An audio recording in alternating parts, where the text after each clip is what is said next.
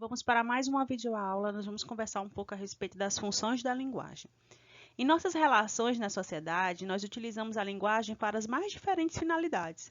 Nós a usamos, por exemplo, para transmitir ou receber informações, construir representações mentais do mundo, convencer outras pessoas, expressar nossos sentimentos, estabelecer ou manter relações sociais, né?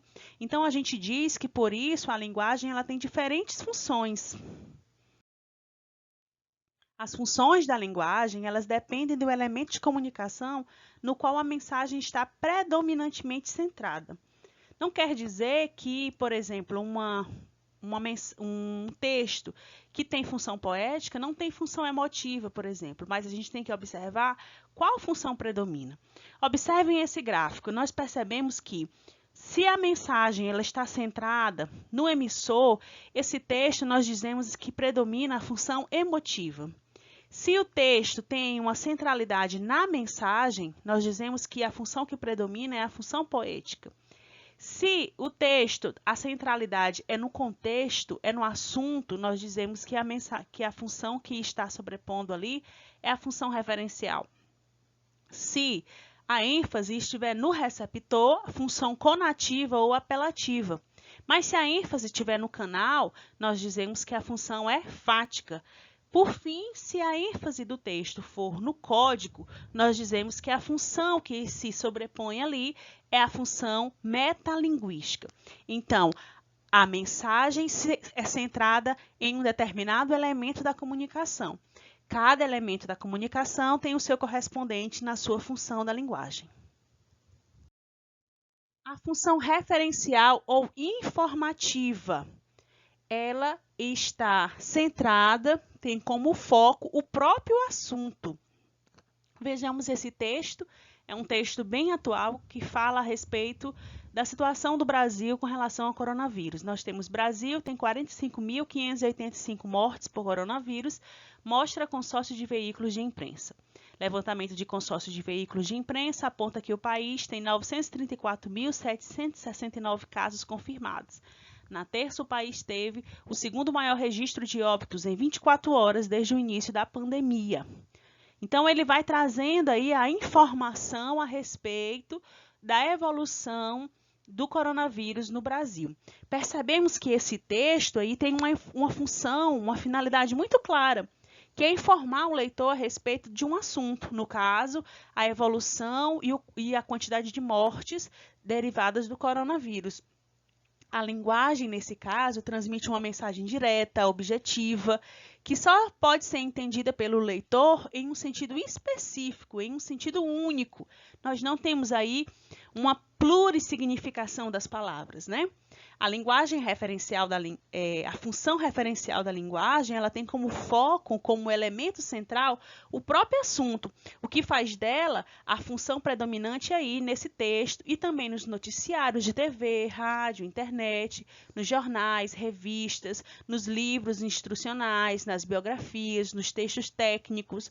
Então, em qualquer texto que a gente tenha como objetivo principal informar o leitor a respeito de alguma coisa, nós temos a centralidade no elemento referente, por isso a função é referencial.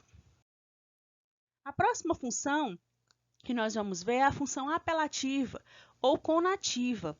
Nós podemos observar, através dessa propaganda, desse texto publicitário, que a ênfase está em convencer o receptor a respeito de algo. No caso desse anúncio aí, de que se você está com uma dor de cabeça e ela é muito forte, ela é constante, tome Doril, porque o Doril é um bom remédio para a dor de cabeça. Então, percebe que a mensagem está centrada no destinatário. Busca fazer o quê? Interferir no comportamento de quem está ouvindo ou assistindo a essa propaganda, alertando a essa pessoa de que se você está com dor de cabeça, é uma enxaqueca muito forte, é persistente, e você tem que escolher dentre os inúmeros medicamentos que existem para a dor de cabeça, é melhor que você escolha o Doril, porque ele é melhor do que os outros. Então, a gente tem aí a centralidade no receptor, no destinatário. Então, essa função é a função apelativa, né? Ela predomina nos textos publicitários, nas placas de advertências, nos horóscopos. Temos também a função emotiva ou expressiva. Vejamos esse texto aí do Manuel Bandeira. Esse poema diz: estou farto do lirismo comedido, do lirismo bem comportado, do lirismo funcionário público com livros de ponta expediente, protocolo e manifestações de apreço ao senhor diretor. Estou farto do lirismo que para e vai averiguar no dicionário o cunho vernáculo de um vocábulo. Abaixo os puristas.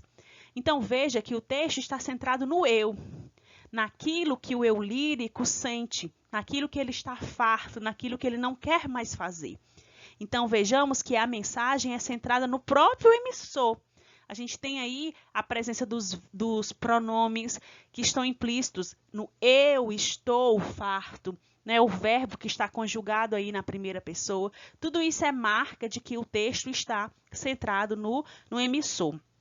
Quando a função ela é emotiva, há uma evidência no mundo interior, na subjetividade, nos sentimentos, na emoção. Né? Na função emotiva ou expressiva, é comum o emprego de interjeições, de palavras e expressões que expressam o estado de espírito de alguém. Se está feliz, se está angustiado, se está alegre, né? Se está deprimido.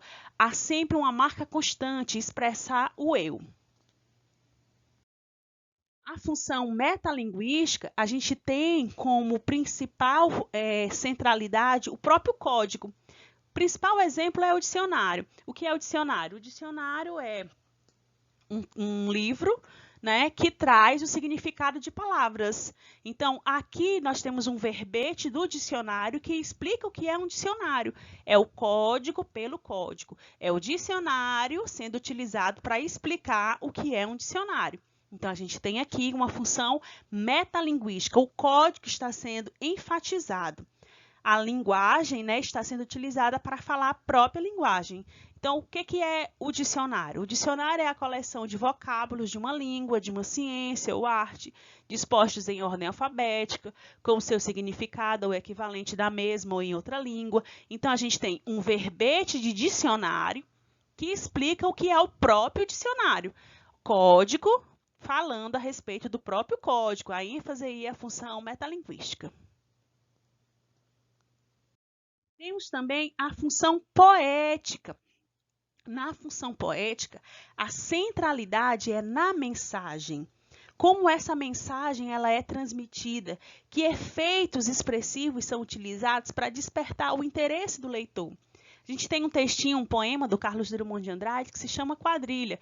Diz: João amava Teresa, que amava Raimundo, que amava Maria, que amava Joaquim, que amava Lili, que não amava ninguém. João foi para os Estados Unidos, Teresa para o convento, Raimunda morreu de desastre, Maria ficou para a tia, Joaquim suicidou-se e Lili casou com J. Pinto Fernandes, que não tinha entrado na história. Então, a função, a centralidade dessa mensagem aí está na própria mensagem. Perceba que o escritor, ele utilizou escolher palavras, ele trouxe efeitos expressivos como a sonoridade, como o ritmo, para que essa mensagem ganhasse destaque. O texto se chama quadrilha, né, como aquela brincadeira antiga, de brincadeira de roda. E aí ele vai fazendo isso, dizendo que alguém amava João amava Teresa, que amava Raimundo, que amava Maria, que amava Lili, e assim ele vai organizando o texto dele. Então, há uma centralidade na própria mensagem. Isso fica evidente na poesia, nos slogans publicitários, nos textos de origem popular, como ditados, como cantigas. A última função é a função fática. A função fática, pessoal, ela é centrada no canal. Né? A gente tem aí o Calvin dizendo: oi, oi, eu, Calvin, como vai? Belo dia lá fora, não? Yep. Ouça, eu suponho que você deve estar pensando por que eu liguei. A gente percebe que a todo momento o Calvin está testando o canal. Está querendo estabelecer a comunicação com alguém. Ei, oi, você está me ouvindo? Tem alguém me escutando? Então, há uma centralidade no canal. Né? A linguagem serve para iniciar, manter ou retomar o ato de comunicação. Né? Palavras como alô, oi, tudo bem? Está me ouvindo?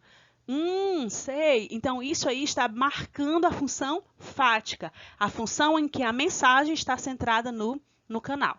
Então, pessoal, essas são as principais funções, são as funções da linguagem, cada uma atrelada a um elemento da comunicação.